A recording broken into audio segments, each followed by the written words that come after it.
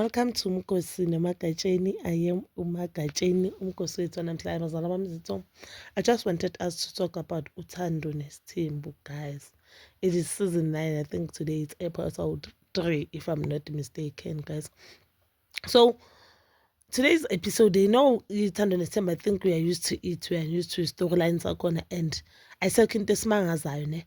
But namhlanje wanted us to talk about uMakhumalo. So namhlanje uMakhumalo uvizithele ifriend yakhe uSamge. Mina I thought usister wakhe yazi, but uthi ifriend yakhe uSamge, someone ohlala xoxa naye. It's not the first time simbona usisi on the show. I think it's the second time, or if not the third time, and nakuma socials ngamakhumalo ugcwele kakhulu, guys. So when they were talking about umshado kaMakhumalo there, Makhumalo uveze ukuthi yena she really thought ukuthi uMosamseleku bekafuna ukuthi akhule, but no, bekafuna ukuthi akhule ngokwemzimba but not ngokwengcondo, ngoba makasaqala athi uyazimela uMosamseleku sekayakwazi, of which une-point, guys. uMosamseleku I think unento one ahlala yenza konke umuntu, as long as you agree naye, and as long as you agree to ama-decision wakhe, as long as you support ama-decision wakhe, you will be favorite yakhe. But the moment wena sowujika ube kuvo lakho uzokujikela bheka indlela safarisa uMakhumalo khona. uMakhumalo uthi uMosamseleku akavakashi kakhe, akakaze avakashe kakhe, kodwa kubuhlungu ukuthi kwathola uMosamseleku kaMangwabi. And the sad part kunto kaMakhumalo ukuthi amanye amakhosikazi mawakhala wayengawezwa. Umayeni dala complain, uMangwabi dala complain, and uMangwabi naye bakanesikhala sokuthi lo muntu wayenza isithembiso kimi athi ebandleni lapho wamthi umthatha khona asho ukuthi angeke asalanywa, kodwa uMakhumalo wayengayiva lobu buhlungu bakaMangwabi. Namhlanje yena safuna sive ubuhlungu bokuthi nangu Musa sekamhlaza uthathe endaweni. Official into yakhona ayizwakali, guys, asibe honest, ayizwakali ngani, ngoba ngizonitshela ukuthi ayizwakali ngani, ngoba ayizwakali ngoba it's not like uthathe ifamily oyijwayele, your friend or your family friend. No, vele endaweni kuyaziwa ukuthi uMusa indoda esithembu, indoda esithembu ingathatha noma kuphi. And it's not like ukuthi uMusa uthatha unkosikazi wesi-2. No, uthatha number 6 actually, because if isibalo noMasawule bayi-5, so wonke umuntu uyazi ukuthi uMosamseleku indoda yesithembu. But yena ngoba mhlambe isivumelane baba naso, it is wrong ukuthi uMosamseleku aphule leso sivumelano. So mabakhuluma there, umbone ukuthi abafazi sikude nje nokhanya, kude nokhanya, ngitshela so kwenye planet. In fact, uMakhumalo makhuluma there uthi she is not only blaming uMosamseleku, but she's also blaming usisi. Ukhuluma ngoMakhwela uthi she is also blaming usisi because usisi ungene azi ukuthi isimo singenjani, and ungene adazi inkani ngoba uzitshela ukuthini nawe wathathwa nami ngizothathwa. Uthi uzitshele lokho, azange consider ama-feelings wamanye amakhosikazi lawa akhona, aloku abona ukuthi akafuni. So usisi bazoconsider kanjani ama-feelings wabanye amakhosikazi akhona while i-family is divided? Angithi time amanye amakhosikazi mabathi, I remember uMangwabi noMayeni mabathi ngizophuma, uMayeni even said mina mangabe kuzongena omunye umuntu ngizohamba nengane zami, kusho ukuthi nosala ni-replace nengane zami. There uMakhumalo bakahlele zenza i-victim the time kuthiwa kwakho umuzi kaMakhumalo. uMayeni, I remember she even said kuye ungasavumi sisi ngoba manje sokuthatha omunye unkosikazi in the name ukuthi ukukhulisa umuzi wakho.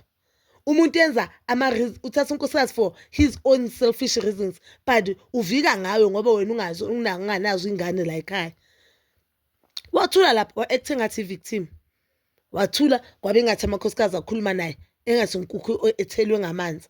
Now yena very same Makhumalo sekadlala ikhadi lokuthi no, why manje lo nkosikazi angena, why angacabangana naye amakhosikazi. Bazocabanga naye amakhosikazi kanjani ngoba lo nkosikazi ubona ukuthi noma ngangena vele abayi-2 bavumelana, kusho ukuthi uye nomngane wakhe Macele basesamabhuzu friends before bagilana. Phela Macele angeke uze ubheje ngaye, ungadliwa kabuhlungu kabi bese lethu ayimfuni. So ubonile ukuthi naye indoda yakhona ngithi yayihlala ithi kwayena uMangwabi makazongena ngalwa, and emakala uMangwabi walwa, uMangwabi wangena waba mkhozi kaMakhumalo.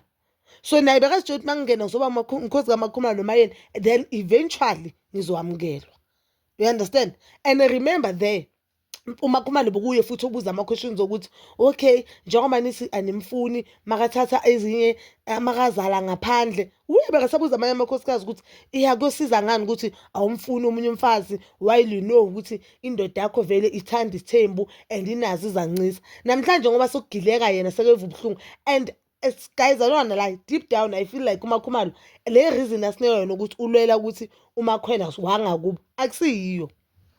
Ngiyakutshela, we'll see the next season on when time goes by. Ukuthi le reason asitshela yona namhlanje ukuthi isizathu sokuthi angafuni uMakhwela ukuthi abe unkosikazi kaMusa akusiyiso lesasinika sona, because I don't wanna lie, as much as vele athi ipromise ibreakekile, yena sakayazi lapha indaba ukukhipha ama-promise, because umngane wakhe uMangwabi, she has been saying anginankinga nokuthi uMusa athathe omunye unkosikazi, and we act as if we don't understand uMangwabi into eshoyo.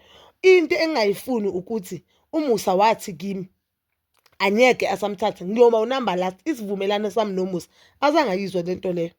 UMayeni bekasho a very important point ukuthi sifike la sikhona ukuthi sihambelane, ukuthi sifike la sikhona ngazi ukuthi umntanami ulala kaMangwabi freely, wakaMangwabi yalala kaMakhumalo kanjalo kanjalo, sesiyathandana sesikwazi nokuthi sihambe i-vacation as a family.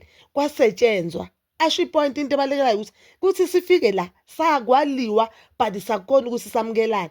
Manje wena ufuna ukusibisela emuva ufaka omunye umuntu, kumele sicale singazwani, and uyabona ukuthi wayikho umcizo ngoba manje abazwani, sokumele sicale singahambelani, sokumele umntana abantu aphile kanzima nathi siphile kanzima.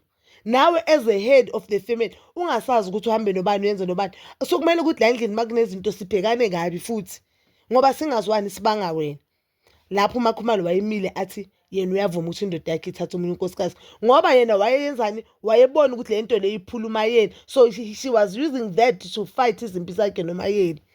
Namhlanje ngoba sokuthathwe le ntombazana yabantu ehlala ngakubo sekathi ukwatela ukuthi ithathwa ngangakubo, hayi guys asibhekeni. I deeply feel like uMakhumalo le reason asona akusiyo isizathu, unaso isizathu behind that, because namhlanje it's clear that ukhona into angayithandeli uMakhwela yona angakayisho, mhlawumbe isazavela, and mhlawumbe une-point, because uMusa Mseleko on uThando Nesithembu Uncut uthi yena wamthulela uMakhwela. uMakhumalo wathi uMakhwela muhle wamvuma, so ukuthi ukujike akasazi. uMakhumalo yena makathulela uMakhwela ayi-4th wife or ayi-3rd wife, yena bekazitshela ukuthi uMusa Mseleko kuyenzani. The time bani uMusa Mseleko baba cause yena zenza usister in law njengoba uMacela zenza umala in law wala makoti bakaMusa, bekakhohliwe ukuthi this thing is wrong, akakazwa limele iqiniso uMakhumalo. I'm sorry guys if I feel as if nginenkinga noMakhumalo, but I feel like uMakhumalo azange ngalimele iqiniso from day one. If wamele iqiniso wayenza i-meeting wahlala namakhosikazi, wahlala phansi wayiziva ikhalo zala makhosikazi, wayengamfuni number 5, ngaba sikho la sikhona namhlanje. Ngabe namhlanje asinayo lenkinga esinayo namhlanje. Namhlanje sekabizwa ngokuthi akayazi akayiyezela lento ayizele la seyamhlula. Sesiyamela ngoba lento ayishoyo vele uMusa Mseleko wrong. Kodwa yena the time amanye amakhosikazi amile ukuthi asifuni ubaba athathe isithembu ngeyalama reason wayengayimeli lento yakhe. I remember there was a time even naye uMacele athi akasifuni isithembu, akasafuni mani uMusa edomunye umfazi, but yena wachubeka wami. Kumanje ubona ukuthi amakhosikazi aMusa Mseleko awanalo iqiniso, especially uMacele noMakhumalo.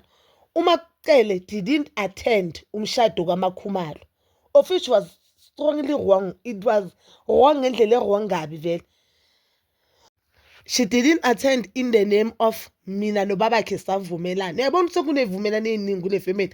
Savumelana ukuthi mase sihlanganise 20 years in marriage, babakhe angeke asathatha omunye unkosikazi, babakhe anyeke asalobola or whatever azoyenza babakhe, mina I won't attend that. But funny enough namhlanje uMacele sakahamba noMakhwela, namhlanje uMacele sakayavuma ukuthi uMakhwela lotshole, kodwa yena azange attende sorry cishe ngathi funeral skis bazala bami, azange attende umshado umembeso kaMakhumalo. BanoMakhumalo bajwayelene bamangani, uMakhumalo sekaseke uMacele kaningi kabi, sebagcoke nama-matching outfit, azange attende leyo mshado loyo. Ubone ukuthi amakhosikazi kaMseleko basile and mabalwa bona self lo makala nalo benza ngathi ama-political party ba-divided. So ukuthi ngoba uMangwabi noMayeni abafani nabo, uMangwabi noMayeni if bebafana noMacele noMakhumalo, inkinga la uMacele noMakhumalo if bebafana nabo boyi-2 ngabe bona self baba bangani ngalesa sikhathi lesana bavumelana ukuthi bona bamfuna number 5, laba abasho bathi bamfuna number 5, ngabe baba ama-best friends. And if you have noticed, you'll never hear uMayeni on ama-diary yakhe or akhuluma noMusa alo ama-battles akhe ayuza amanye amakhosikazi. That one, let's just give this lady, as much as she's so disrespectful kumyeni wakhe, but yabona leyo ukuthi uzathi makalo athi ya wena uMacele, no, Never. Not even a single day.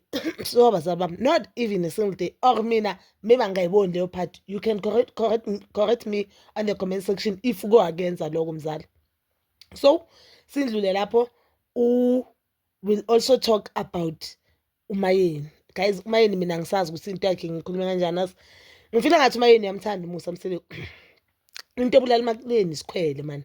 You could see noma ngena kakhe cause into ayivezayo when they are together nento ayikhulumayo on diary. I don't know mabashuda ama diary usuke sebacabene kanti makushuda ithando nethemba basuke seba right. I really don't understand, but I've noticed today ukuthi uMayeni uyamthanda uMusa Mseleku, and I loved the fact ukuthi uthe kuMusa Mseleku awukwazi ukulala la namhlanje ngoba kusilanga lakho lokulala la kami. Umbone ukuthi lo muntu lo kusho ukuthi ufuna ukuthula, if bomi inkosikazi bazovuma ukuthi alale bese kusasa sokumele kube nomsindo ukuthi ya ngelanga lamangwabe wena Mayeni wavuma ukuthi indoda ilale kwakho, yabo. So that time I felt like avoid drama ngelevel enkulu kabi, athe avoid drama nge-right ngesizotha, and umtshele respectfully so ukuthi ngikupa not here my brother, or not today. I just don't want it drama. You understand? I just don't want. No one will convince me ukuthi uMayeni noMusa Mseleku they don't love each other. Actually, I feel like uMayeni uthanda uMusa ukundlula indlela uMusa athanda uMayeni ngayo. I feel like uMusa as much as amthanda uMayeni, but uhlelise naye lento yokuthini uya-understand ukuthi uMayeni umzalela ingane, like sekam-understand. Kodwa uMayeni uhleli noMusa just because uyamthanda uMusa. Remember uMayeni phela wachoose uMusa. Kuko konke uMayeni wachoose uMusa.